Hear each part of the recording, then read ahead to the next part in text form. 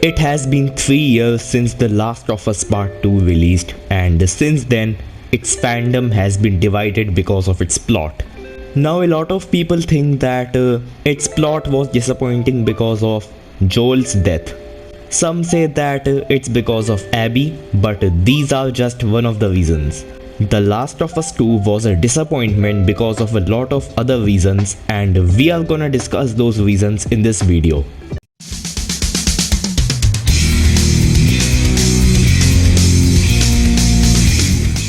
Okay, so first of all, let's clear some misconceptions regarding The Last of Us 2's hatred. A lot of people hate this game because of it being woke. They think that there is some sort of agenda behind this game, and that agenda is so-called feminism. That's right. Incels just need an excuse to spread their shitty logic everywhere. Their brain, which is full of garbage, thinks that Abby is a figure of toxic feminism, which is just bullshit. Because the definition of pseudo-feminism means that women are superior than men, and they should dominate this world. And pseudo-feminist is a person who believes in this ideology. Now tell me, does Abby wants women to dominate this world? Or she wants to kill all men? Tell me for yourself. Misogynistic cucks and incels need an excuse to talk shit about women. They don't care about anything, they just want to express their shitty mentality about women. If they see a man beating a woman in a game, then that is badass for them. But if they see a woman fighting a man which is slightly stronger than her, then that is woke. What a bunch of hypocritical piece of shits. Let me tell you guys that Abby may be a badly written character, but she is not a figure for pseudo-feminism or toxic feminism. Because she doesn't even matches the criteria of being a pseudo-feminist, which is about hating men. Then how the hell she becomes a figure for pseudo-feminism if she doesn't even follows the very basic criteria of pseudo-feminism?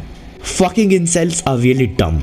Okay, now let's clear another misconception, which is that Last of Us 2 has a lot of nudity, which is why it's a bad game. Well, this is completely a false claim because even Witcher 3 has nudity. GTA series has a ton of those types of scenes. But that doesn't make them trash games. So calling Last of Us 2 a bad game just because of nudity is irrelevant. Next misconception is not a misconception for a lot of people. It's a reasonable thing to hate Last of Us 2 for a lot of people, and I agree with them till some extent. But calling the entire game bad just because of that misconception is really incorrect. And that misconception is nothing but Joel's death. Yeah, you heard me correct. Now it's true that Joel was really nerfed in this game and was shown really dumb and stupid as compared to last game. It's a perfect example of character deterioration which was done in a really trash way. But this is just one of the reasons for this game being trash. There is another reason about which probably no one has discussed, and that is about addition of Abby into the story out of the blue. Suppose you have written an arc for any character and that character is really complex with an amazing backstory. Now assume that you want to introduce a new character into the story which is like another main character in the plot. Now how will you add that character? Will you insert it in the middle of the story without showing any of their background and origin? You will say that, what the fuck? That will be complete nonsense. Exactly. This response is 100% valid. Because this is what has happened in Last of Us 2. Abby was forcefully inserted into the story without any backstory to back up her origin, and above all that, they made her killer character who was known as one of the greatest video game protagonists. And after that, they started to explain her origin when it was already too late.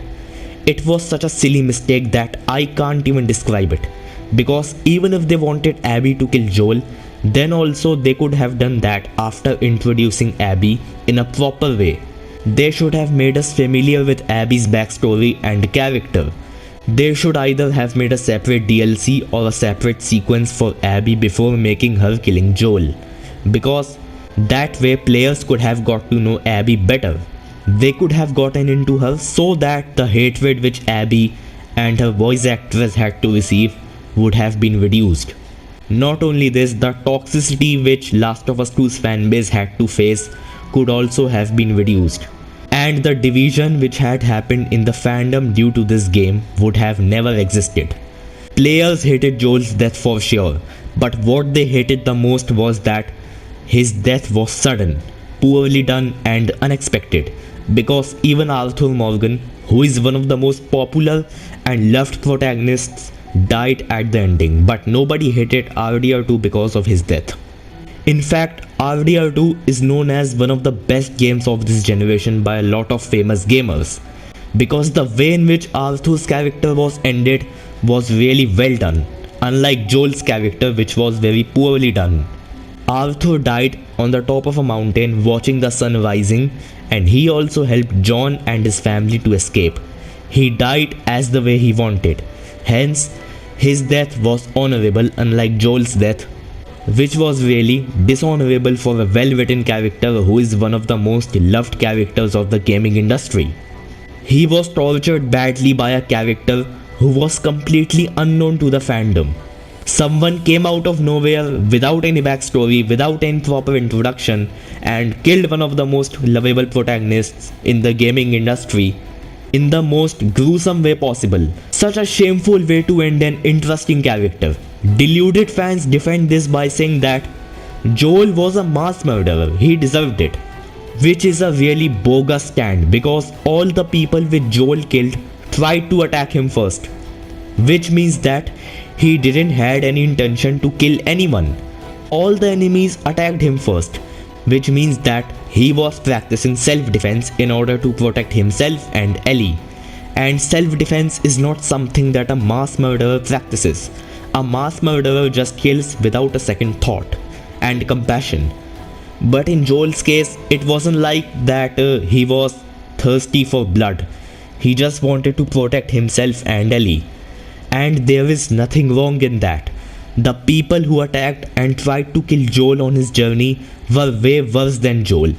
But these deluded defenders don't see that. If we go by their logic, then Arthur Morgan, Nathan Drake, John Marston, Aloy, Lara Croft, Chloe Fraser and all main characters of Assassin's Creed series too deserve a gruesome death, right? All these characters too have killed a lot of people just like Joel. So all of them too deserve to die like him by an unknown character, right?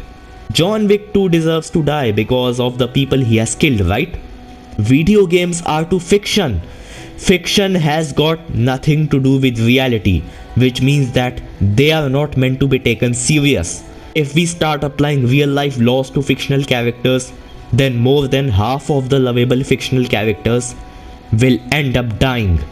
Yeah, if a fictional character has committed some really serious stuff, then that's a different story. But calling a main character bad just because he killed some random NPCs in the gameplay is really fucking stupid. By that logic, even Abby killed a lot of people, so she too deserves to die, and Ellie too deserves to die, right?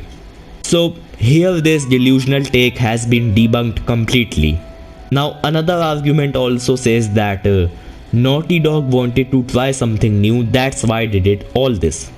Yeah, experimenting is good, but it shouldn't be done with a franchisee which is really popular and is loved by millions of people. And if you want to do experiment with such a big title, then you gotta be really careful with the story in order to avoid silly mistakes. Not only this, you also have to consider that what impact the plot is going to have on players. Will it be a positive one or a negative one? But in this case, none of these things were considered except about blind fans, because they don't try to question the game at all and will eat whatever the company has to put out. Now I know that a lot of them will say that Andy took risks. Then let me tell you that there's a difference between taking risks and being an idiot. And risk is something in which one is uncertain about the consequences, and stupidity is something which is carried out even after you know that the consequences are going to be bad. In this case, Naughty Dog knew that Joel is a really lovable protagonist. They also knew that inserting a character out of nowhere into a story without a proper introduction and backstory and making that character kill one of the most likable protagonists of the gaming community in the most inhuman way possible is also wrong. They even knew that making the player sympathize with the same character who brutally murdered a lovable main character is also going to disappoint the players. They knew all of this, but still, they decided to carry this shitty plan out, which proves their stupidity. At the other hand, we have Asobo Studio, who have done such a great job with Plague Tale Requiem. Even they killed Hugo the Rune, but nobody hates that game, unlike Last of Us 2. Kinda funny how Asobo is a really far smaller studio than Naughty Dog, but still they haven't disappointed their fans and gave them a really high quality game. Last of Us devs really need to take notes from them about how to write a well written plot. Okay, so there is another factor which can prove that why this game is a disappointment because of its ending. If I were to explain this game's ending in simple words, then it's like Nathan discovered an artifact in Uncharted, but he didn't pick it up because stealing is bad. Or it's like John sparing Micah at Mount Hagen because killing is bad. Now I know a lot of people will say that it carries a secret message, and the people who claim this themselves don't know what that secret message is. Because if they wanted to make a revenge bad type plot, then they could have made Abby spare Joel too. I mean, if they wanted to make a revenge is a fool's game themed plot, then why the hell they made Abby murder Joel in the very first place? Because we know that Abby killed him because he killed her father. So they wanted to tell us about that how bad revenge is by making Ellie murdering almost every fucking side character and Abby's companions in the most brutal way possible, and this continues in more than half of the game, and at the ending they suddenly remembered that, oh wait, I forgot that I had to explain to my players that revenge is bad. Just great. Best game of the century. A big applause. I mean, even if they want to show a revenge bad type story, then they should have used some characters quoting this topic, or they should have used symbolisms and illustrations regarding this theme. But more than half of the game showed us Ellie killing all of the Abby's companions, and then suddenly at the end the game switched to revenge bad theme. Like, what the fuck? If you want to show the players that how bad revenge is, then you should give little amount of illustrations about it throughout the game. For example, RDR2 used this theme too, but in that game we saw Arthur quoting revenge is a fool's game a lot of times in the game. But in this game, nothing like that happened, and at the ending, the game's theme suddenly changed, which is not relevant at all, because if you want to change the theme, then you should give hints about it since the beginning, because if you don't, then your product can be a disappointment for a lot of people, and this is exactly what happened in Last of Us 2's case. Now, not only this will make it hard for the devs to develop a plot for Last of Us 3, but it also destroyed Naughty Dog's trust from their half of the fans. A lot of people don't want a third game because of this game, which is really sad for a game series which is one of the most popular franchises of the gaming industry. Such a shameful way to end a game. For real. Now I know that, oh look, bro is telling people to not buy the game, he doesn't respect opinions, where. Look, if you want to buy 10 copies, then buy them. If you want to buy 1000 copies, then buy. I don't give a shit. But if you are attacking people and creators who are criticizing Last of Us 2, then I do have a problem. Because then you are being a toxic cuck, and I can't tolerate toxicity in gaming community. If you want to do constructive criticism, then go for it. But calling people deluded just because they don't like this game is stupid AF. Because then you are the one who is being delusional. And let me tell you a good thing about Last of Us 2, and that is LGBTQ relationships. This game is probably the first game which has shown deep relationships between trans characters. It is really good and progressive. So I appreciate this move by the devs. But unfortunately, this alone wasn't enough to make this game a masterpiece.